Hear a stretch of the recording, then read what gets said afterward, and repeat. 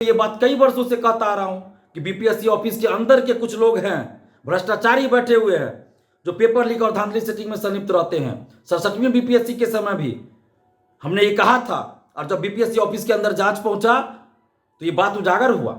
नमस्कार, आप देख रहे हैं न्यूज 4 नेशन। मैं हूं आपके साथ नरोत्तम सिंह। बीपीएससी तीसरी चरण की जो शिक्षक बहाली परीक्षा है उसे रद्द कर दिया गया है। ईओयू की जांच के बाद ये परीक्षा है जो रद्द हुआ है। फर्जीवाड़ा के आरोप लगातार छात्रों के द्वारा लगाया जा रहा था, कई नाम भी लिए जा रहे थे, लेकिन अब जो छात्र नेता दिलीप हैं वो यह सरकार पर आरोप लगा रहे हैं कि जो ईओयू जांच की है उसमें जो बड़े मछली है उन्हें बचा रही है सरकार। बड़े बड़े जो नेता हैं उनके लिए पैरवी कर रहे हैं और छोटे जो मछली हैं उन्हें ही सिर्फ पकड़ा जा रहा है।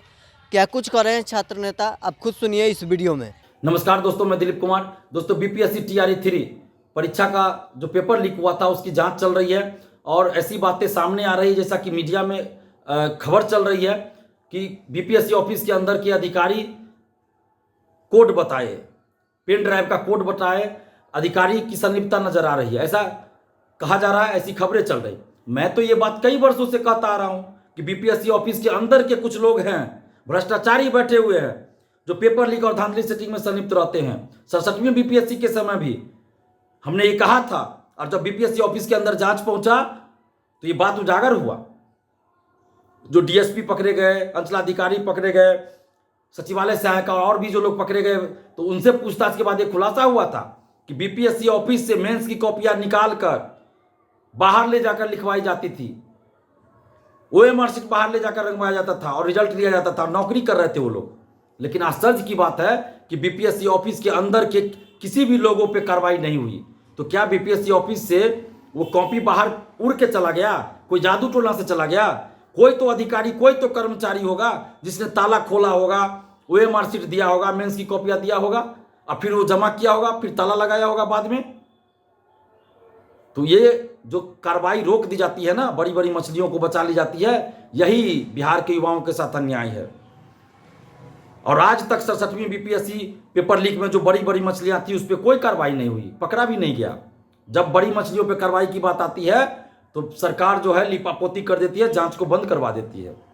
और इस पेपर लीक में भी, टीआरई 3 पेपर लीक में भी अब वही होने जा रहा है कि बड़ी बड़ी मछलियों का जब नाम आ रहा है, बड़े बड़े नेता, आईएएस अधिकारी, आईपीएसओ का नाम आ रहा है और बीपीएससी ऑफिस के अंदर के लोगों का नाम आ रहा है, तो अब ऐसा लग रहा है कि सरकार जांच को बंद करवाना चाहती है।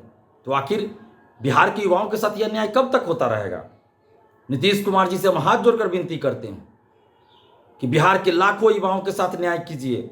और जो भी बड़े बड़े लोग इसमें शामिल है, चाहे बड़े बड़े कोचिंग संचालक हो, शिक्षक हो, नेता हो, मंत्री, विधायक, सांसद, कोई भी हो, बीपीएससी ऑफिस के अंदर का कोई अधिकारी हो या बाहर का कोई आईएएस आईपीएस हो, सब पे कठोर कानूनी कार्रवाई की जाए और 6 महीना के अंदर स्पीडी ट्रायल करके सजा दी जाए। जो भी अभ्यर्थी इसमें पकड़े गए हैं या पकड़े जाएं, आगे भी जो पकड़े जाए, सबको आजीवन प्रतिबंधित किया जाए कि कभी वो नौकरी के लिए फॉर्म न भर सके।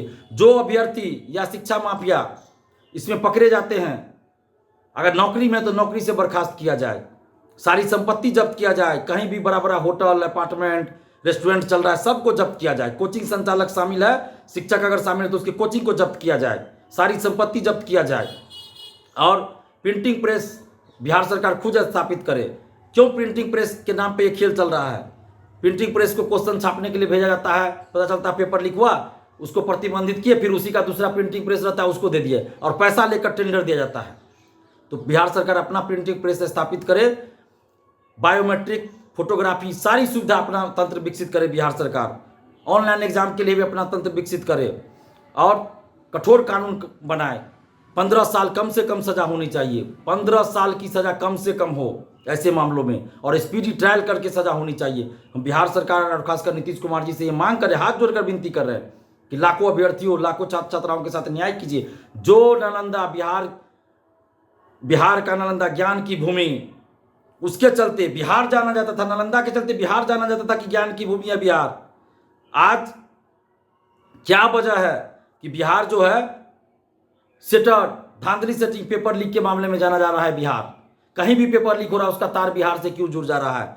आज नालंदा और वैशाली को पेपर लीक का एकदम ये बना दिया गया है, अधिकतर लोग वैशाली और नालंदा से पकड़े जा रहे हैं।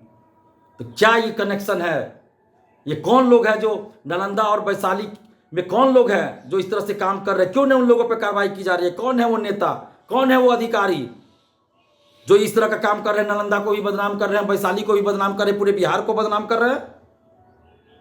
नालंदा ज्ञान की धरती रही है और उस नालंदा की वजह से बिहार की एक अलग पहचान अभी भी है कि ज्ञान की धरती है बिहार, लेकिन आज कलंकित किया जा रहा है कुछ लोगों के द्वारा। तो ये जांच होना चाहिए, कौन लोग हैं जो इस तरह का काम कर रहे हैं, कौन है वो शिक्षक, कौन है वो अधिकारी, सब पे कार्रवाई होनी चाहिए। हम ये मांग कर रहे हैं सरकार से और आप तमाम अभ्यर्थियों से भी ये कह रहे हैं कि आप लोग भी एकजुट होइए, एकजुट होकर आवाज उठाते रहिए सोशल साइट पे भी, और जब सड़क पे आंदोलन करें तो सड़क पे आइए, क्योंकि आप देख लिए कोई भी नेता आपके लिए लड़ने नहीं आता है।